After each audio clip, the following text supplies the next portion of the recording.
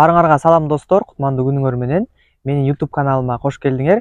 Бүгүнкү чыгарылышта мен силерге чет тилдерин үйрөнүүчүлөр эң көп кетирген 3 ката боюнча айтып бермекчимин. Өзүм акыркы 3 жылдан бери чет тилдерин кыргыз жаштарына үйрөтүп, өзүм дагы чет тилдерин үйрөнүп жогорулатуу максатындамын. Жана ошол тажрыйбамда аз көптүр тажрыйбама таянып, ошол чет тилдерин үйрөнүүдөгү эң көп кетирилген 3 ката жөнүндө жана аларды кетирбеш үчүн эмне кылыш керек, ошолор жөнүндө бөлүшөм. Агына чейин көрүп, биз менен бирге болуңуздар.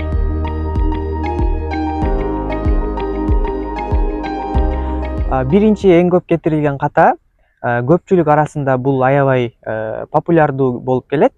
Көп сөз билсең эле тилди үйрөнүп аласың. Же болбосо 1000 сөз үйрөнсөң, тилди беймарал сүйлөп каласың деген бул туура эмес пикирлер деп эсептейм. Тилди, сөздөрдү билген менен аларды туура сүйлөм катары колдонуп, туура жеткирүү, маанисин туура түшүнүү, эки сөз биригип калса башкача маанилер келип калат. Ошолорду билиш үчүн сөз эле жаттоо эмес, аны менен кошо эрежелерди, грамматикалык эрежелерди үйрөнүү дагы маанилүү. Эгер биз грамматикалык эрежелерди билбесек, аларды туура колдонууну билбесек, ал жаттаган сөздөрүбүздү айтсак деле биз башка маанини жеткирип алышыбыз мүмкүн. Андыктан сөз эле жаттай бербестен, аны туура колдонууга дагы басым жасашыбыз керек.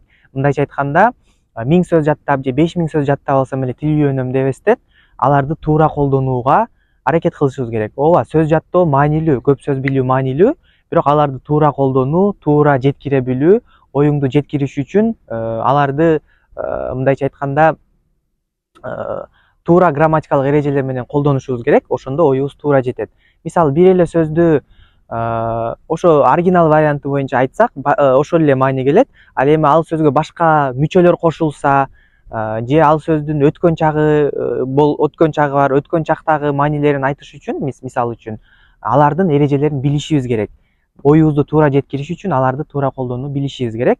Ошон үчүн туура көп эле сөз жаттай бербестен, аларды грамматикалык эрежелерин дагы үйрөнөлү.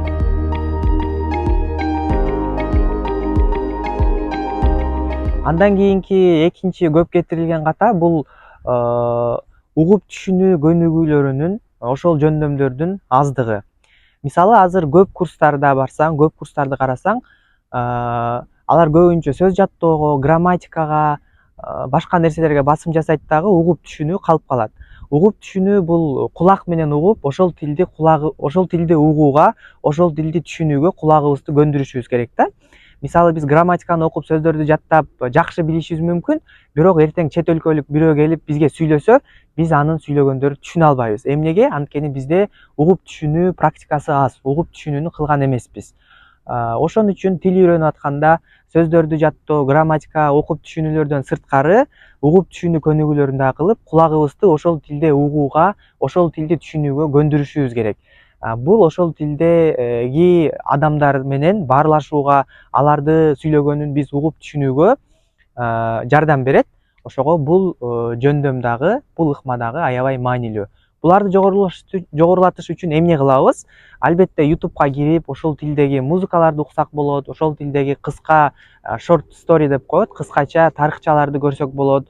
Кыскасы, ушул үйрөнүп жаткан тилибизде видеолорду көрүп, аудио подкасттарды угуп, деңгээлибизге жараша ошол видео роликтерди көбүрөөк көрсөк, кулагыбыз ошол тилди укканга көбүрөөк көнүгө баштайт. Анан эртең чет өлкөгө чыкканда, чет өлкөлүк бирөөлөр менен сүйлөшкөндө биз аларды түшүнүүдөн кыйналбайбыз.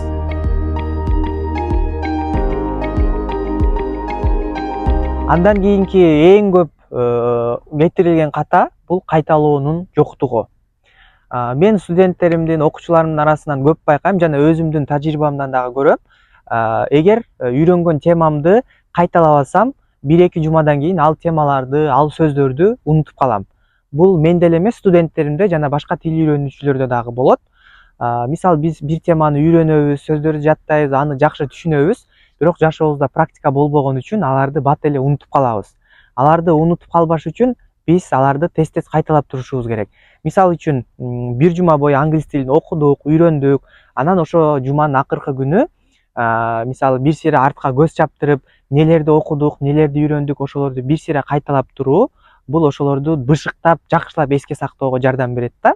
бул бир жумалык эле эмес. Мисалы бир айдан бери, 2 айдан бери тил үйрөнүп аткан болсоңор, ошо 2 айлык, 1 айлык материалдарды, мурунку өткөн материалдарыңарды кайталап турушуңар керек.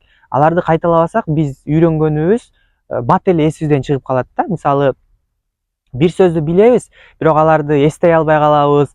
Мен ушул сөздү билет болчумун, бирок эстей албай атам, тилимдин учунда эле турат деп айтып калабыз го.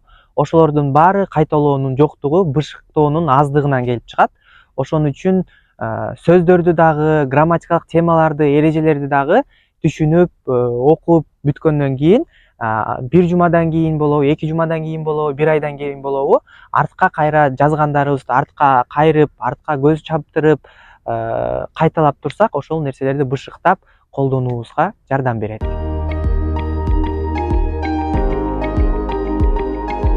Мынакей достор, ушуну менен бүгүнкү чыгарылышыбыз аягына келип жетти. Силерге тил үйрөнүүгө пайдалуу нерселерди бөлүшүп, пайдалуу нерселерди айта алдым деп ойлойм.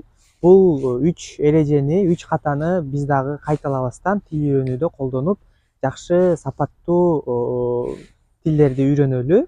Ал үйрөнгөн нерселерибизди унутпастан кайра кайталап туралы. Кийинки чыгарылыштарда кандай темаларда айтып берүүмдү, сүйлөп берүүмдү каалайсыңар, ошолорду комментарийге жазып, өзүңөрдүн ой пикириңерди бөлүшүп койсоңор болот. Кийинки чыгарылыштардан көрүшкөнчө саламатта тургула.